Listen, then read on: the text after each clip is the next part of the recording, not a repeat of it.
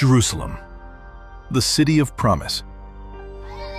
A place where children still playing in the streets, unaware that history was about to change their destiny forever. But peace does not last forever. From the east came the thunder of Babylon. The army of King Nebuchadnezzar had arrived. The chosen were taken, not for punishment alone, but for a purpose yet unseen. Thus began the journey of Daniel and his friends from Jerusalem to Babylon. I am Daniel. Many of you know my name as the 27th book in the Old Testament. King Nebuchadnezzar, the mighty king of Babylon, a conqueror feared by nations and a builder remembered by history.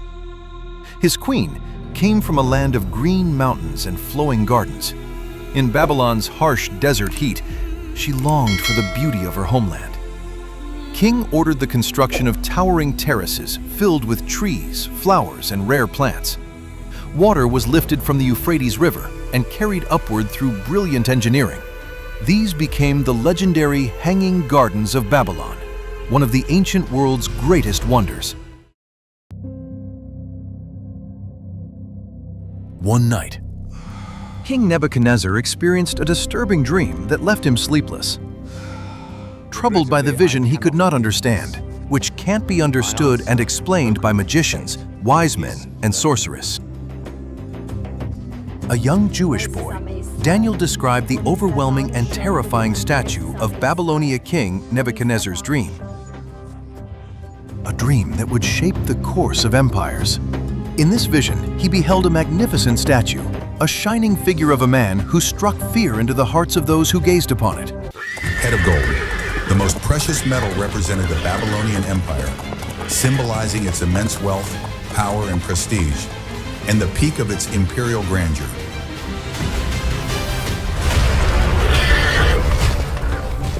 Chest and arms of silver. The chest and arms of silver represent the Medo-Persian Empire. Though strong, it was less valuable than Babylon's golden age. The belly and thighs of bronze symbolize the Grecian Empire under Alexander the Great.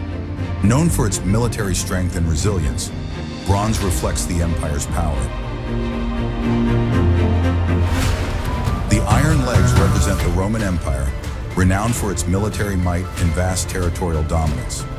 Iron signifies strength and durability, reflecting Rome's focus on conquest and power over cultural and economic refinement. The feet, made of iron and clay, symbolize a divided kingdom. Iron represents resilience, while clay signifies weakness, highlighting the internal divisions that would challenge the later Roman Empire. A stone, cut from a mountain and not made by human hands, struck the statue's feet with great force, causing it to shatter into dust. This stone symbolizes the kingdom of God, destined to replace and surpass all earthly kingdoms as it expands into a colossal mountain that fills the earth.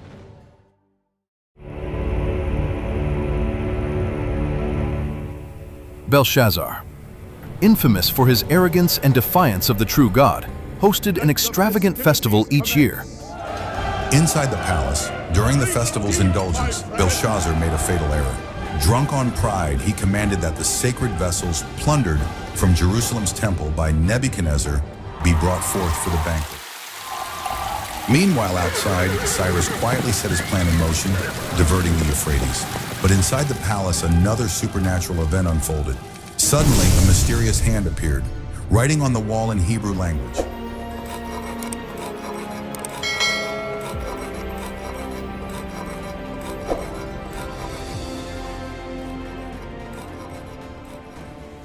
Daniel, unmoved by the king's offers, interpreted the divine writing.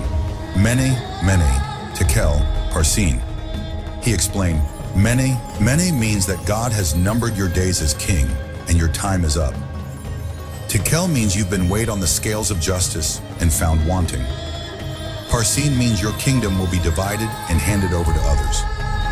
That very night, Belshazzar was assassinated, and the once great Babylonian Empire fell.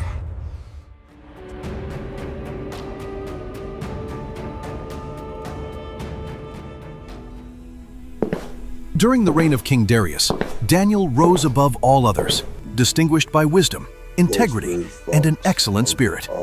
But his greatness invites envy. Jealous officials watched him, searched for fault, and found none. They approached the king with flattering words and persuaded him to issue a decree. For 30 days, no prayer shall be offered to any god or man except to the king himself. The law was sealed.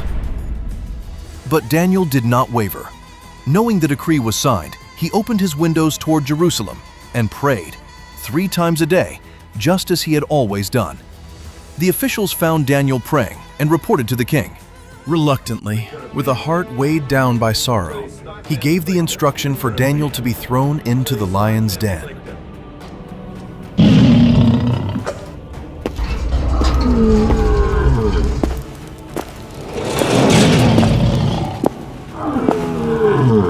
That very night, the king could not sleep. His heart weighed down with deep worry for Daniel, whom he loved and respected. At the break of dawn, the king hurried to the den of lions. With a trembling voice, he called out into the darkness, hoping against hope that the servant of the living God was still alive. Daniel! O king, live forever. My God sent his angel to shut the mouths of the lions, and they have not harmed me. All through the night, I had the chance to pray and be in his presence. Faith had turned a den of death into a sanctuary of peace.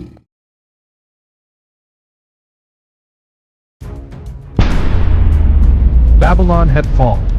A new empire ruled the world.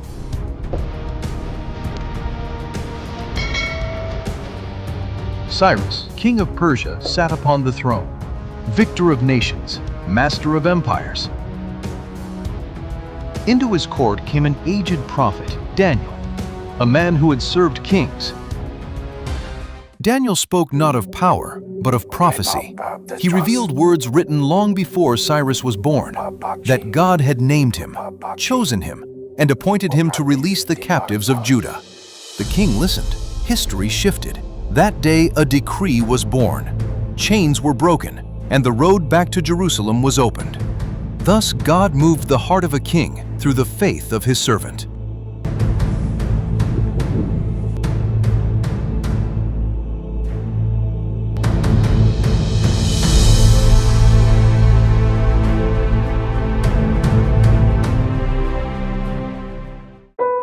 Daniel, who had come as a slave boy from Jerusalem and found favor with God, was elevated to a great leader and administrator. He served fewer than 4 mighty kings, and it is believed he may have died in the foreign land of Babylon.